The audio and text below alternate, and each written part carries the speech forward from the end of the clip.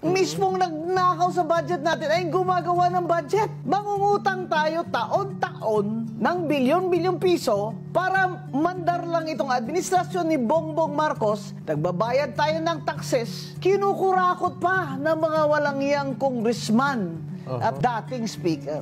Protestang malalaki. Nag-a-attend ako, gusto ko makita ang mga tao. Galit na galit sila sa BBM administration. Ay, kaliwa, na dati hindi naman nagsisigaw ng BBM resign. Ngayon, nagsisigaw na sila BBM resign.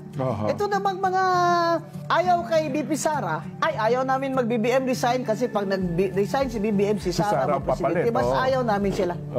Alam mo, ang bright nyo talaga. Napaka-bright nyo eh. Hindi ko na talaga maintindihan kung ano ba talagang gusto nyo. Gusto nyo, ganito na lang tayo 3 taon pa. Yan ba ang gusto nyo? Just because ayaw nyo kay Sara. Eh, may konstitusyon eh.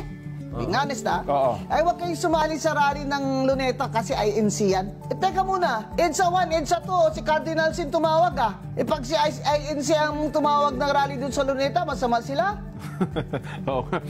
Hindi ako INC pero kung minsan hindi ko na maintindihan, kayong matatalino kayo, yung iba kasi ibigan ko pa kayo sa Facebook, kung bakit nabobo na kayo? Nabobo na kayo ni BBM?